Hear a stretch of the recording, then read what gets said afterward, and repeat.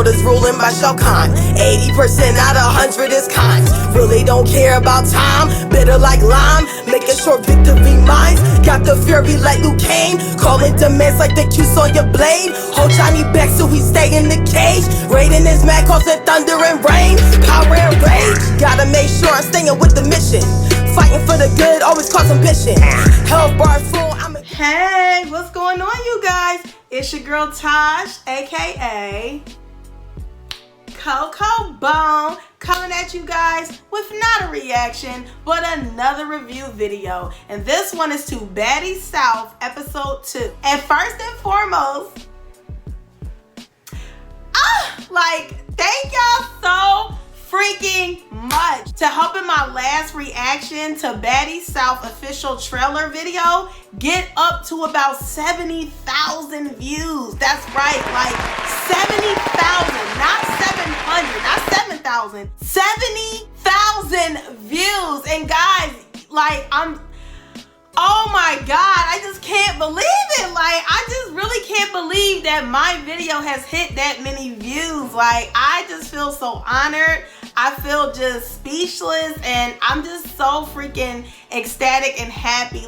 Thank you guys so much for enjoying that video, and hopefully you enjoy the rest of my content. But that is definitely the fuel that I needed to just, keep going with this. You feel what I'm saying? It's like a job now to me, but a job that I actually fucking enjoy, which means I'm getting in and I'm enjoying it, and then I'm getting out. And that's what I truly love about being a YouTuber. I love what I do. I enjoy talking my shit. I enjoy you guys talking y'all shit in the comments, respectfully. And I'm just enjoying the engagement. I'm really enjoying all of the love and the support. I'm so happy that you guys love my honesty. You guys love my swag. You guys love just everything about me, because this channel is being built on longevity. I am not doing no fake bullshit to get quick fame. The quicker you get to fame, the quicker you'll be defamed. So I'm not looking to do no fake weirdo shit just to,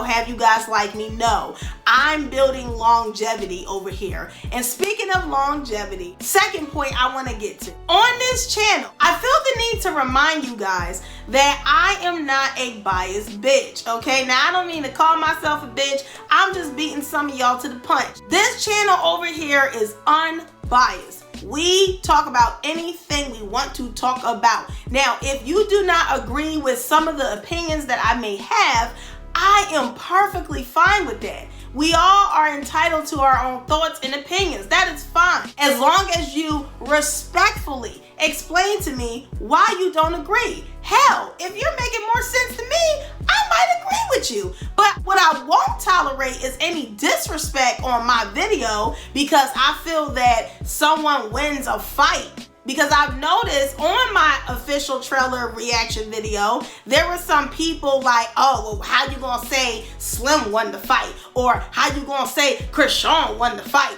And, well, Slim ain't get beat up because of X, Y, and Z. Bitch, nigga, if I'm looking at a trailer and the first clip I see is Chrisean grabbing her hair and putting the smack of down on that ass, then the next clip after that is Slim bloody lip, guess what I'm gonna assume? She got her ass whooped. That is common fucking sense. Now, I'm not like the rest of these biased bitches. Some of these bitches on YouTube, they sit up here and be afraid to say certain things because they want your likes and your views. If I get your like and your view, it's because you solely agree with what I'm talking about and you like me for who I am, and that's why you gave me a like and a view.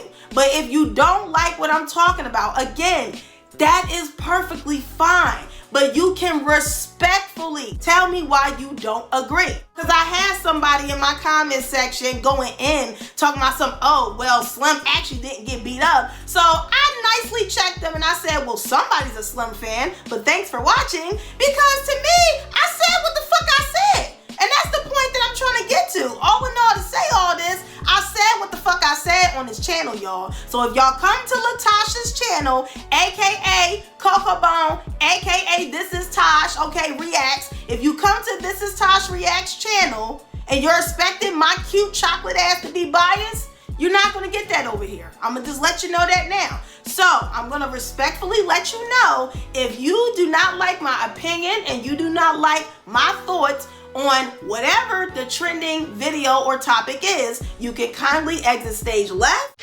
Girl, bye. And go watch the show or the movie or the video by your damn self, respectfully, okay? So with all that out of the way, let's go ahead and get into this review. So the very first scene is Kreayshawn telling us that she literally washed up Persuasia in the fucking sink by whooping her ass.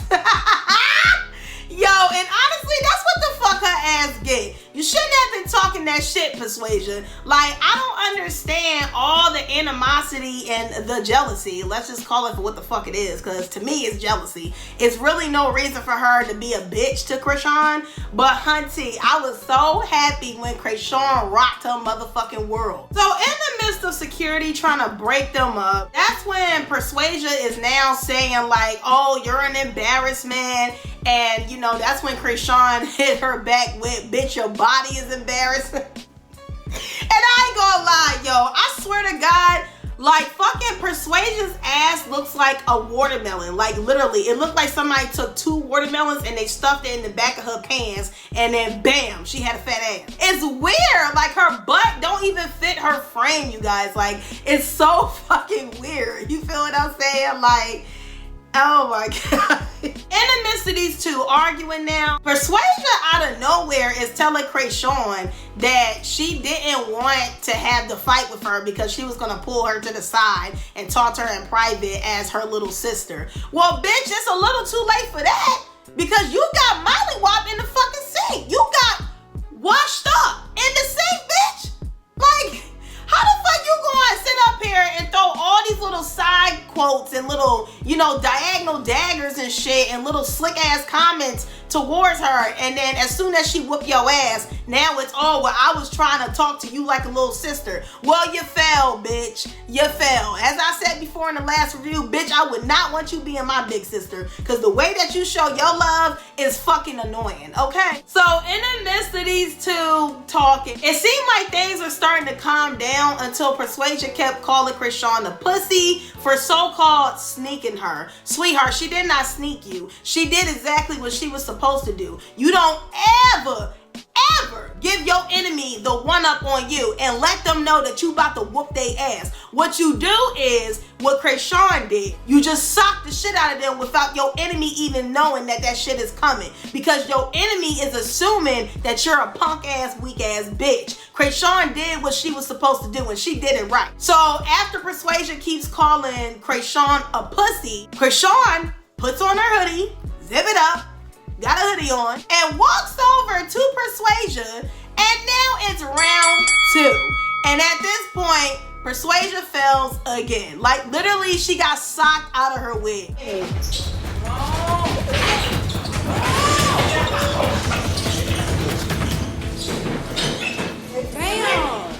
Was that a snake? Damn. Or did I clean you up? How is it possible that you get socked out of your wig? Like, oh my God, Persuasia, like, what happened? On BGC 16 on your season, you swore you was so tough when you fought Winter. Where's that same energy for Kreayshawn? Because Kreayshawn is mopping you. She's like mopping your ass, bitch. Like, what is going on? Oh my God. But yes, you guys, Persuasia got punched out of her wig, and that was the end of round 2. This time, Persuasia actually went head up with Rock. Rock didn't sneak her, as she likes to say, but Rock went head up with her this time. She was fully aware, and she still got her ass whooped for the second time. So she lost both rounds, and that was the end of that. Oh, MG. So in the midst of these two still arguing, throwing insults or trading insults with each other, that's when Persuasia drops a bomb. And it would not shock me if this shit was confirmed true, that she has sat on Blueface's face. She sat her watermelon butt on Blueface's face. That's right, ladies and gentlemen.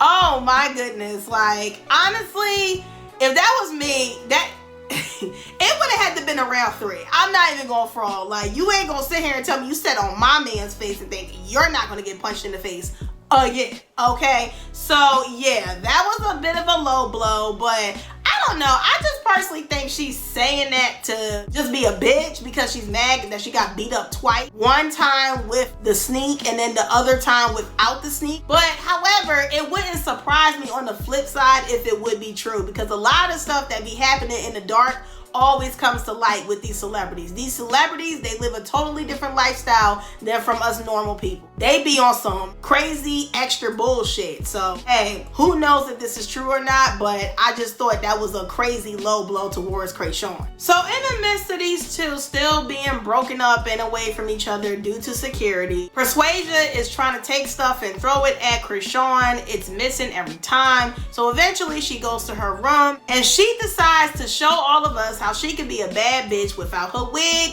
and rock a short haircut. I don't know what the fuck that had to do with the fight, but okay, whatever. So Kreayshawn in her confessional was basically saying like, bitch, how the fuck did I go from I'm dirty and I don't clean up to you already know my nigga and my nigga is embarrassing me to you're sitting on my nigga's face. Like, if you want to just be mean, baby girl, just say you want to be mean. You know, honestly, I have to agree with Kreayshawn because it's just like, how did the fuck we go from she's dirty to, well, your nigga is embarrassing you and that's why I sat on his face? Like, okay, if you did, you know, in quotation marks, sit on his face, are you jealous to meet his new girlfriend? Because that's what it's kind of coming off to me as. Like, you're jealous that she's younger than you, and now you're jealous because you sat on her man's face previously before she got with him, and now you're upset that a younger, hotter girl is in the house with you that is his girl. So are you upset that you was only just fuckable to Blueface, or are you upset because you thought you was gonna be able to punk Kreayshawn and you got punked to the whole entire world twice?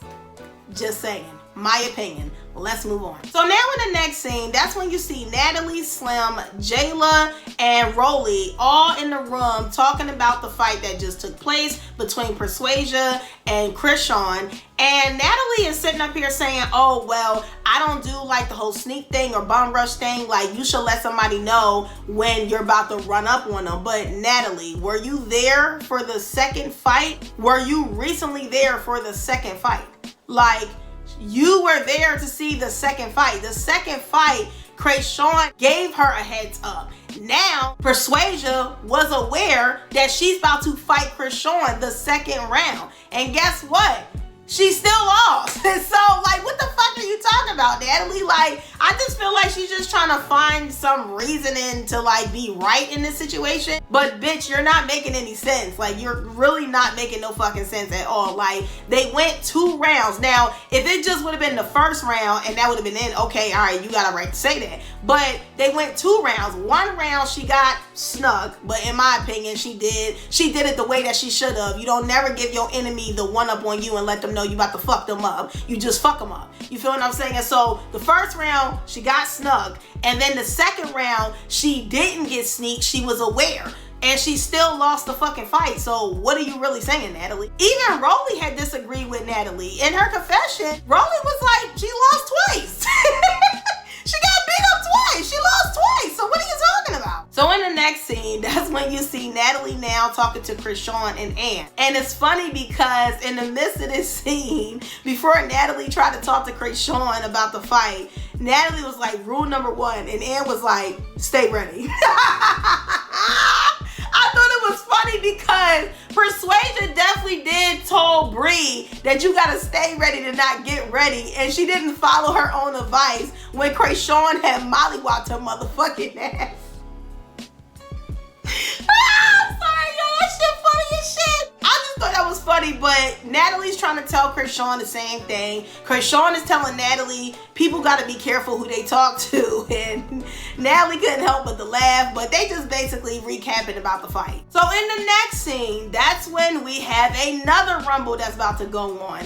Ding, ding, ding. Natalie Nunn versus Sarah Oliver. Oh my mother effing God. This bitch is popping back up. She's like the gnat that just won't die. You know, like that gnat at the barbecue and you just keep trying to like smack the shit out of it, but it keep like bzzz all around your head and shit. That is Sarah, bitch. Why do you keep buzzing around me? Go away. You feel what I'm saying? But yeah, she is a gnat in Natalie's fucking ear at the barbecue, honey. And she is there again to keep buzzing her ass around fucking Natalie, you guys. And now Natalie is telling security to check Sarah's security guard and her for weapons. And oh my God, Sarah's scary ass decided to have a small 9mm gun in her purse before she came into the house. And honestly, Sarah, I don't respect you for that. Like, the fact that you really had a 9mm gun in your purse because you were afraid of getting your ass whooped. For all of that, if you felt like that,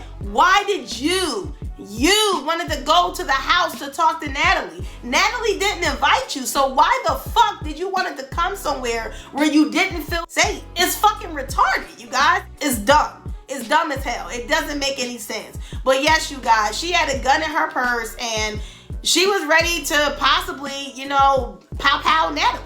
You know what I'm saying? So, oh my God, moving on. So now in the next scene, you see Natalie talking to Sarah, and Sarah is telling Natalie the reason why she planned her funeral, which this is the first time I'm hearing about that. She planned a funeral for Natalie, which is some weirdo shit, all because Natalie was trying to cancel Sarah. And Natalie's like, bitch, you ain't never been a part of the culture. You never will be. All of a sudden, Sarah decides to rebuttal back to the not being a part of the culture thing with, you went to an all-white Catholic school and your mom is white. And I feel the reason why she said that is because Natalie has a tendency of whenever she gets into it with a white girl, she always makes a statement like, you white bitch. Yeah, you white bitch. And honestly, even though that I'm a black woman, I don't agree to that type of statement. Like, you might not like her, but don't come at her for who she is as a person. Like, okay, she's white.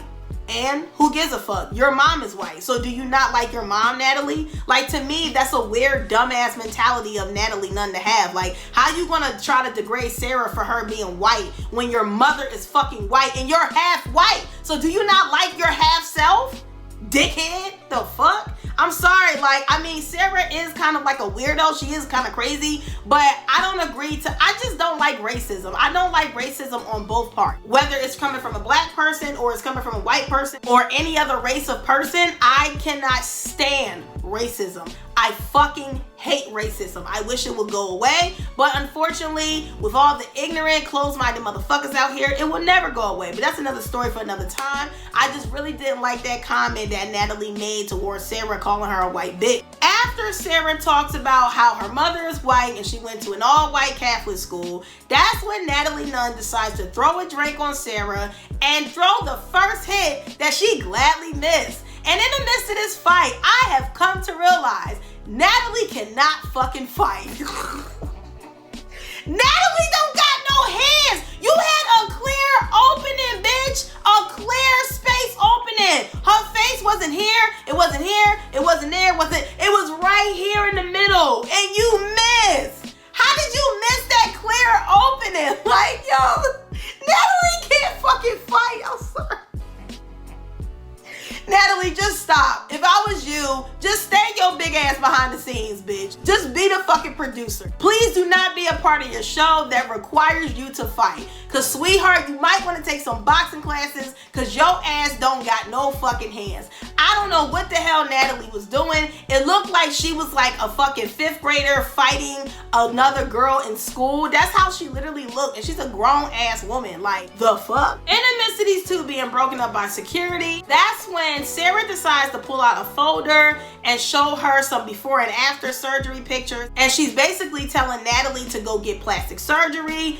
In the midst of all of that, Natalie is asking her what does she want to do. So they're just basically going back and forth at this point. Natalie is saying how Sarah Oliver is manless and doesn't have a man, even with all the surgeries that she has gotten. Sarah is saying that Natalie had got lipo, but she's still fat. So they're just trading a bunch of insults, you guys. I don't know what more else you want me to say for that. So in the next scene, in the attempt of these two trying to sit down again for the second time to rehash out their past and to try to work things out, Natalie had mentioned that Sarah's man, which is weird because you just said that she's manless and she don't have a man, but now you're saying that she got a man and her man had told you about whatever Sarah was plotting or doing. So which one is it? Do she have a man or do she not? Because at this point it's just looking like Natalie's just talking out of her ass out of anger, and Sarah is basically calling Natalie a compulsive liar. That's when these two try to fight again. In the attempt of these two having a second sit down, Natalie takes the first swing and miss again. Guys, stop, Natalie. Stop fucking fighting, bitch. You can't fucking fight. Oh my gosh, she makes me mad every time she takes a swing. And it's like really slow. It's like, yeah. It's like slow. It's slow like a fucking turtle. Like, what are you doing? Like, just stop, Natalie. Keep your big ass behind the scenes and just be a producer. Stop. Oh my God, you're too old for this shit. Now in the next scene, these two attempt to sit down for the third time. And now Sarah is over here crying like a punk ass bitch. And I'm not gonna hold y'all. Y'all can be mad at this all y'all want, but this right here is the typical white girl syndrome. Why do most white women, and I say most because I am aware that it is not all white women, so to any white woman watching this, if it doesn't apply, let it fly. If you're mad about what I'm about to say, then bitch, I'm talking to you. Why do most white women always cry to get sympathy? Like, why? Why every time when something go down, most white women always want to fucking cry their way out of it? Like, why? I don't understand it. And it's crazy because Sarah, she got her butt done to attract my race of men, but she's still a white girl at the end of the fucking day, which means that she's going to sit there and cry to get her fucking way. And I'm sorry, again, I understand it's not all white women. I understand that was controversial what I just said, but honestly, from the black person's perspective, this is fucking true. And do I dare to say it? Abso-fucking-lutely, I dare to say it. Because you white women have no problem telling our black asses how much our black ass men love y'all. So why can I ask you white women, why do y'all always fucking cry every time something don't go your fucking way? I'm very curious. Again, if you're a white woman and it doesn't apply to you, let it the fuck fly. I'm not talking to you. I actually prefer tough white women. I like tough white women. I would prefer to be friends with tough white women. But if you are one of those white women that cry and play victim, but you started the shit, I don't like white women like you. I like the tough ones. I like the ones that can own their shit, and I like the ones that can be able to whoop your ass regardless of any color you are. Those are the kind of white women that I fuck with. But white women like Sarah, I don't really know about her because she's doing the white girl syndrome. Sorry,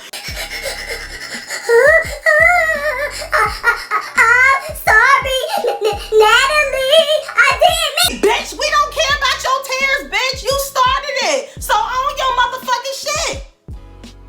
I know that's controversial, but I'm sorry. Y'all know me. I don't give a fuck. Somebody gotta say it. And goddamn it, I'll be the one to say it. I'm tired of the white girl syndrome with some, not all, but some of these white girls that they fucking pull with the crying shit. Stop the crying shit and be fucking tough and be a grown ass woman and own your fucking shit. Moving on. So in the midst of these two talking, Sarah is claiming that Natalie has started some campaign, I guess to get her canceled or something like that, or to talk shit about her. Natalie is stating that she didn't do that. Sarah is stating that she did do that because she got the actual text messages and proof from someone else. That's when Natalie brings up the book that Sarah had created about Natalie. And that's when Sarah makes a comment saying that, well, I buried you anyway, so it don't matter. And then Natalie is like, well, if I'm so dead, why are you still talking to me? And then Sarah was like, that's because the devil never dies.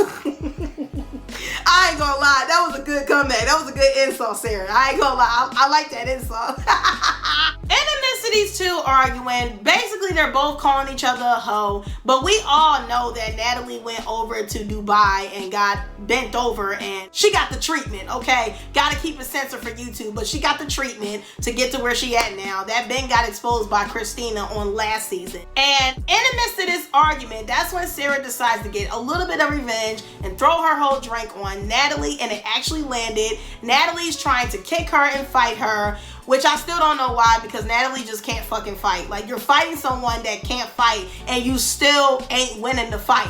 I have never seen a fight between two people that can't fucking fight. There ain't no hits landing, no kicks landing, nothing. These two bitches just can't fucking fight. To say they like, they can't fight, and it's fucking annoying. Just stop already. Both of y'all just fucking leave at this point. Natalie, go with Lemmy behind the scenes and just be a fucking producer. And Sarah, you take your cute white ass on somewhere else and just start your own shit. Because trying to work with Natalie is not the move for you no more, boo. And after all of that mayhem, that's when Sarah decides to leave, and Natalie is still being loud, talking her shit, and that was the end of that scene, ladies and gentlemen. So in the next scene, that's when you see Chrisean, Slim, and Rolly all outside smoking a Dutch, which I'ma do in a little bit. But they all outside smoking a Dutch, you know, basically recapping about the fight. And that was really it for that scene. There's no point in me going verbatim about what the hell they're talking about. They're just recapping about the fight. In the next scene, that's when you see Natalie Nunn, Jayla, and Bree all in Natalie's room talking about how Bree had got punked by Ann on the bus before they had got to the house. And Jayla was telling Bree, listen bitch, you don't ever in life never let no bitch feel like they could just make a little slick ass comment to you and get away with that shit, because the minute you always let somebody get away with a slick ass comment, they're gonna keep making slick comments until you put a stop to it. So that's when Natalie had asked Bree, bitch, what size sneakers do you wear? Bree like an 8. I fucking can't, yo. This season is gonna be lit, yo. So Bree is basically pumped up and ready to whoop Ann's ass. And honestly, I hope she whoop Ann's ass, because Ann is just, y'all know how I feel about the bitch. The bitch to me is corny. Bitch, you could have put me on the show. I'm more entertaining and interesting than that nut ass bitch. But I digress.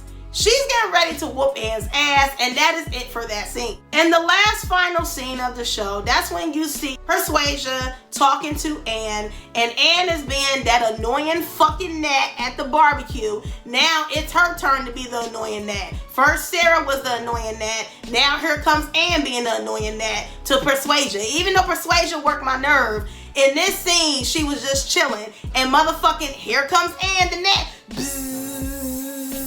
All around fucking Persuasia's wig. Bitch, go somewhere else. Who even was talking to you? So anyway, y'all, I'm sorry, let me calm down. So Ann had decided to basically go over to where Persuasia was, and she basically starts bugging the fuck out of her. She's telling Persuasia, you know, she's basically nitpicking with her. You know, oh, you got your ass whooped twice by Chrisean, which is true. She did get her ass whooped. But then, like, it went from that to, oh, well, I'm sick of you and Bree having my name in y'all mouth, because Ann had overheard Persuasia talking to Bree about, you know, about Ann. So that's when Persuasia was just like, this just ain't getting nowhere, and she looked over the other way. I guess she was talking to producers. And then that's when Ann decided to throw the pillow at Persuasia, and the couch flips over as Ann jumped on Persuasia, and the couch flipped over. And ladies and gentlemen, that is the end of this episode. Oh my God. So this whole episode was crazy. I mean, I don't know. It was a lot, and I basically just gave my opinion throughout this video. I don't really feel no need to say anything else at this point. This episode was just very entertaining and crazy. And yeah, I pretty much said everything I needed to say throughout this review. So I hope you guys enjoy. I hope it was funny and entertaining to you guys. Please make sure to like, comment, subscribe, share, show your girl some love, help your girl get to 2,000 subs. Make sure to leave some suggestions down in the comment section down below, and please give me a big thumbs up, for it helps to push my videos further out into the algorithm. I'm out this bitch. Deuces.